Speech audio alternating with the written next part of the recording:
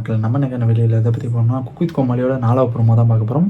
அந்த ப்ரோமோ பார்க்கும்போதே ரொம்ப ஒரு செம்ம வைப் மூமெண்ட்டோடு தான் இருக்குது. செம்மையாக தான் இருக்குன்னு தோணுது. அண்ட் அதை பார்க்குறப்போ நம்ம சேனல் புதுசாக இருந்தீங்கன்னா சப்ஸ்கிரைப் பண்ணுங்கள். அந்த இந்த வீடியோக்கு லைக் பண்ணுங்கள். ரொம்ப ரொம்ப ரொம்ப ரொம்ப ஹெல்ப்ஃபுல்லாக இருக்கும்.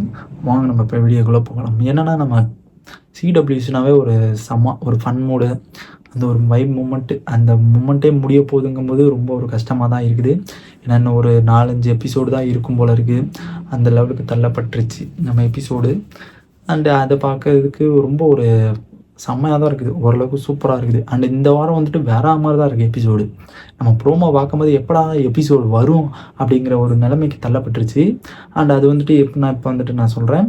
அண்டு இந்த ஒரு செமிஃபைனலில் வந்துட்டு எப்படி கொடுத்துருக்காங்கன்னா, பேரே தெரியாத டிஷ்ஷு, அவங்களுக்கு வந்து எதுவுமே தெரியாது அந்த மாதிரி ஒரு டிஷ்ஷை கொடுத்துட்டு இதுதான் சமைக்கணும், இப்படிலாம் சமைக்கக்கூடாது, எப்படி சமைக்கணும் அப்படிங்கிறதே தெரியாமல் எல்லாத்து மூஞ்சிலையும் ஒரு பயம், அந்த ஒரு வெறி. ஏன்னா செமிஃபைனல்னாவே எல்லாருக்குமே ஒரு பயம் ஒரு க்ரியேட் ஆகும். அண்ட் அந்த மாதிரி தான் எல்லாருக்கும் மூஞ்சிலுமே ஒரு ஆடுது எல்லாத்தையுமே. அந்த ஒரு பயத்தோடு சமைச்சு என்ன டிஷ்ஷுன்னே தெரியாமல் அது எப்படி நம்ம போடணும், எந்த ஒரு மெட்டீரியல்லாம் போடணும், என்னென்ன பண்ணணும் அப்படிங்கிறதே சுத்தமாக தெரியாத ஒரு டிஷ்ஷெல்லாம் சமைச்சு அதையே நம்ம உருவாக்கி அதெல்லாம் கொண்டு வந்ததுக்கெல்லாம் ரொம்ப ஒரு கஷ்டம். ஏன்னா குக் வித் கோமாளிலாம் அவ்வளோ ரொம்ப கஷ்டம். ஏன்னா அவங்களாம் ஒரு வேலையுமே செய்ய மாட்டாங்க. அப்படி இருக்கும்போது இந்த ஒரு குக் வித் கோமாளிக்குள்ளே போயிட்டு இவ்வளோ கஷ்டப்படுறாங்க, ரொம்ப பாவம். அண்ட் அந்த இதோட ஃபைனல் லிஸ்ட்டு தான் தெரிவிக்க போகிறாங்க.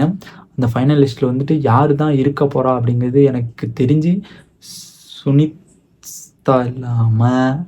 சுஜிதா இல்லாமல் நம்ம பிரியங்காவா, இல்லை நம்ம இர்ஃபானா, இல்லை அக்ஷய் கமலா அப்படிங்கிறது தான் ரொம்ப ஒரு டவுட்டு.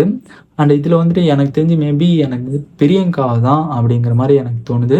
ஏன்னா அவங்க தான் நிறையா ஒரு இது சமைச்சு ஒரு இப்போ இருக்கிறதுக்கு அவங்க தான் ரொம்ப நிறையா வீக்ஸ் அட்வான்டேஜாக இருக்கட்டும். அது மட்டும் இல்லாமல் நம்ம செஃப் ஆஃப் த வீக்காக இருக்கட்டும், டே ஆஃப் த டேவாக இருக்கட்டும், அந்த இதெல்லாம் ரொம்ப அவங்க தான் எல்லாமே சூப்பராக சமைச்சிட்டு வராங்க.